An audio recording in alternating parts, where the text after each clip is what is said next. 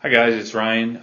So I work as a recovery specialist, and what a recovery specialist is a peer support position. So I work with people with schizophrenia and schizoaffective.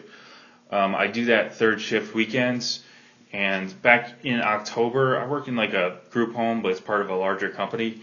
And back in October, my boss had me start a substance abuse counseling group, which is what I went to school for. I have a degree in psychology, and I went back a few years ago to do substance abuse counseling.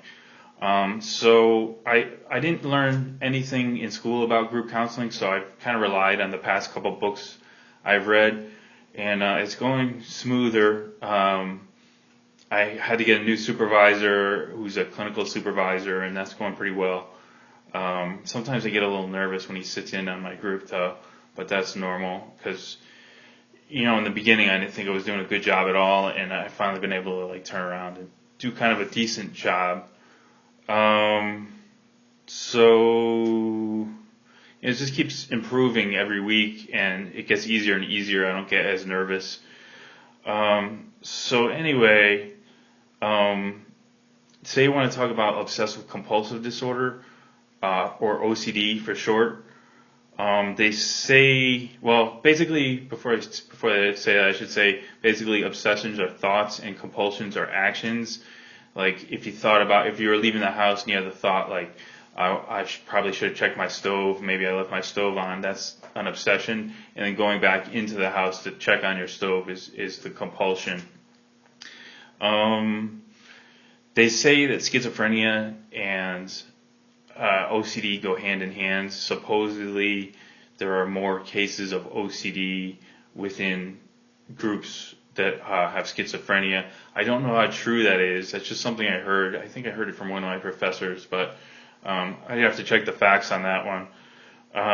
But back in 2009, I filled out an obsessive compulsive scale with my therapist at the time. I was surprised that it recorded both current OCD symptoms and past OCD symptoms. And back when I was like 8 or 9 years old, I used to check things constantly and do everything 3 times.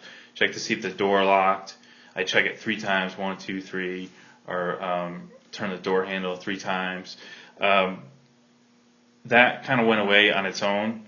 But back in 2009, one of my primary concerns was when I walked down the street, I feel like I was going to reach out and touch somebody, not in a hurtful way, just touch. And and for that, on the OCD scale, I checked off the need to touch, tap, or rub, and that has an asterisk next to it, and it says it may not be OCD or not.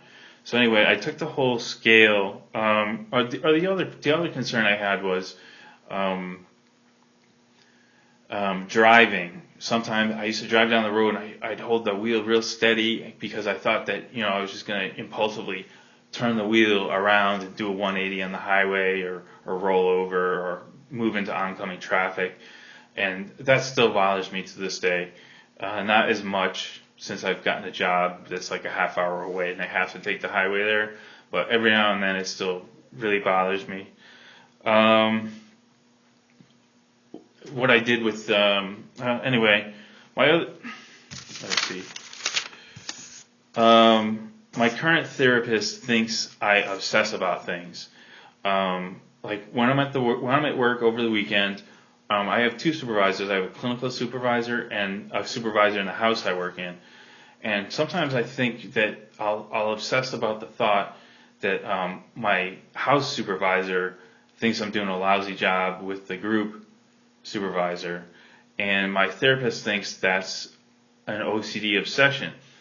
The problem with that I have is on the OCD scale, which I still have a copy of, the obsessions on the scale have to do with contamination, hoarding, symmetry, sexual obsessions, aggressive and religious obsessions, and pathological doubt.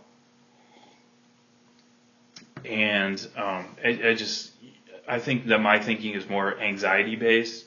I get nervous about whether I'm doing the job well or not. At the beginning, when I first started doing it in October, I did do a lousy job, and I've seen how much I've improved, and I just want other people to recognize that I have improved. and I've been working on it. So I think it's more of an obsession. An anxiety. So I've gotten better with my anxiety. Like I talk to my therapist, like I'll say to him, like I felt like I should have emailed my boss on Friday night, because and then I wouldn't do anything, and then I'll get by the whole weekend, and I'll feel better, because if I did email him, I would feel bad until the following week, and so I stopped doing that. So that's cut my anxiety down a lot. So that's about it. Maybe some of you guys have OCD. Supposedly it's more common among people with schizophrenia. I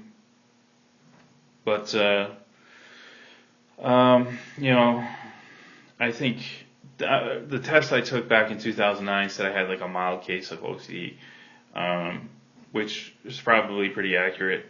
So anyway, that's it for today. Thanks for listening, and have a great day.